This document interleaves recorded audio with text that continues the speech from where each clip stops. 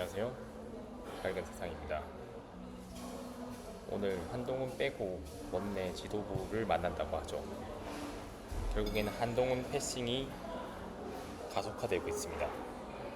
한동훈이 독대를 하자고 했는데요. 독대를 하자는 요청에는 묵묵부답이었습니다. 결국에는 한동훈을 대놓고 지금 무시를 하는 거죠. 근데 이렇게 대통령실에서 여당 대표를 이렇게 무시하는 형태가 나타나면 당내 갈등이 점점 더 커질 것입니다. 윤 대통령이 지난달 24일 가을밤을 즐기는 여유로운 분위기라고 지금 즐기고 있죠. 대통령실 앞 분수정원에서 열린 국민의힘 지도부 초청 만찬 뒤 한동훈 대표, 추경호 원내대표, 정진석 대통령 비서실장 등과 함께 가을밤 여유로운 분위기에서 산책을 하고 있죠. 결국엔 이게 문제가 되는 것입니다.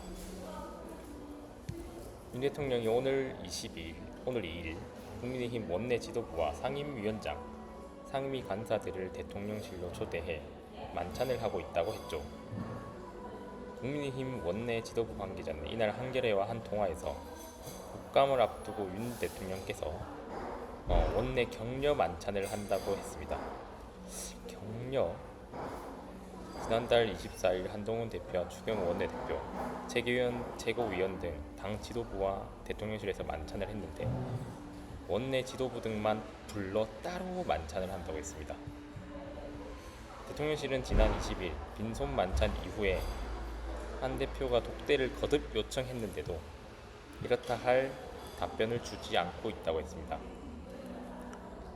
한 대표에 대한 불만을 우회적으로 드러낸 것처럼 비춰질 수 있는 대목이다. 비춰질 수 있는 게 아니고 그런 거죠 지금. 굉장히 안타까운 상황이 벌어지고 있습니다. 이에 따라서 60대 이상 어르신들이 반발이 아주 큰 상황입니다. 그냥 만찬에 만찬, 놀자판. 진짜 끝내주네요. 이런 얘기들이 한동훈 빼고를 왜 강조하냐, 걔가 그냥 원외인 건데 라고 이제 소위 얘기해서 쉴드를 치시는 분도 계시네요. 이에 따라서 결국에는 이재명이 기자들에게 최소한의 노력을 하면서 불편한 심기를 드러내고 있습니다. 위증교사 혐의 결심 공판 출석해서 검사 독재 국가라고 한 건데요. 이것은 야당을 말살하는 행위라고 했습니다. 검찰이 통화 녹취록 짜깁기 했냐고 물으니까 직접 들어봐라, 그러면 알 수 있지 않냐라고 불편한 심기를 지금 드러내고 있죠.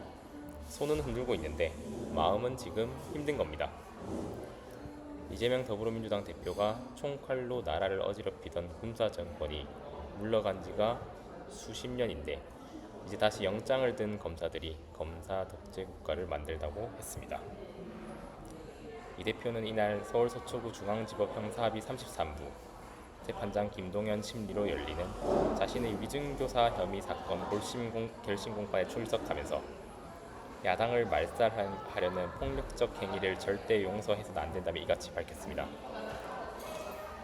이 대표는 나는 일본 사람 아닙니다 라고 할 때 아닙니다를 떼면 내가 일본 사람이라고 말한 게 된다며 검찰이 내용을 다 빼고 짜깁기를 해서 위증을 교사했다고 기소를 하니 이게 바로 사건 조작, 증거 조작 아니면 무엇이겠냐고 했습니다.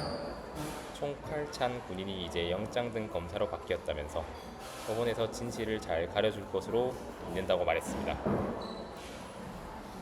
이 대표는 검찰이 이 대표 통화 녹취록을 짜깁기 한 것이라고 하느냐 라는 취재진의 질문에 직접 들어봐라, 들어보면 알 수 있지 않냐, 그런 최소한의 노력은 하라고 했습니다.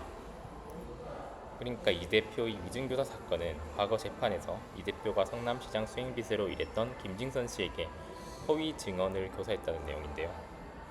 이 대표는 최초로 전 KBS PD가 2002년 분당 파크뷰 특혜 분양 사건을 취재하면서 검사를 사칭해 김병량 성남시장을 취재할 수 있도록 도운 혐의로 2003년 벌금형을 받은 적이 있다고 합니다.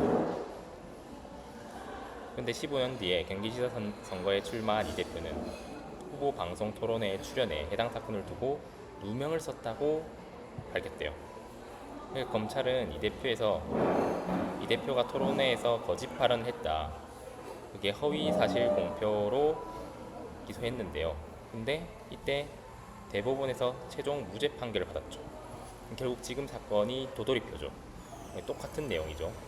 결국에는 이 똑같은 사건이 반복이 될 것이다 라는 것을 충분히 유추할 수가 있습니다. 이 사건에 대한 선고는 오는 12월 중에 나올 가능성이 큰데요. 1심 선고도 앞두고 있대요. 이 대표는 현재 4개의 재판부에서 재판을 받고 있는데 11월 중 2개 사안이 마무리될 것으로 보인다고 했습니다. 역시 60대 이상 어르신들이 많습니다. 정치 검사들은 다 스카웃 해가고 나서는 뭔 소리임. 어찌 소리가 이렇게 범죄자 같은지. 판결은 판사가 하는데 영장이 뭔 소용이냐. 죄 없으면 당당하게 영장 찢을 준비나 하고 아니면 수의나 준비해라. 이런 얘기를 하고 있습니다. 이 와중에 유승준이 입국을 거부당했는데 왜 그렇게 한국을 못 잊냐. 그립고 사랑한다 라고 얘기를 했죠. 그립고 사랑했으면 너무 안타깝네요. 지금이라도 참 그때는 몰랐을까요. 미안해요. 내가 너무 부족해서 라는 장문의 글을 올렸대요. 이렇게 오랜 세월이 지났는데도 내가 여러분을 잊지 못하는 것을 보면 내가 여러분을 사랑했던 것보다 내가 여러분에게서 받은 사랑이 훨씬 더 커서 그런 것 같아요 라는 얘기를 했죠. 누군가가 왜 그렇게 한국을 못 잊냐라고 물어보더라고요. 그립고 사랑해서 그런다고 하면 또 오해받을까요? 라고 밝혔습니다. 이어 여러분 가슴 아프게해서 미안해요. 제가 부족해서 이렇게 많은 시간을 흘려보냈네요. 돌아보면 당연한 것 하나 없었던 추억들. 지난날 오늘도 내일도 모든 것이 은혜였네요 라고 정했습니다. 눈물도 흘리셨어요. 유승준은 1990년대 국내에서 가수로 왕성하게 활동하던 중에 2002년 돌연 미국으로 출국해서 미국 시민권을 취득해 병역이 면제됐죠. 그 뒤로 계속 이제 한국에 못 들어오고 있는 상황인데요. 그러니까 이제 관광 비자로 오세요. 사랑하면 관광 오세요. 이런 얘기가 바로 국민 정서죠. 한편 또 불륜 여성의 손배소를 제기했다는 얘기도 드러났죠. 방송인 박지훈이 이혼 소송 중에 남편 최동석과 한 여성이 불륜 행위를 한 것으로 의심된다면서 추가로 손해배상 소송을 제기한 것이 알려졌습니다.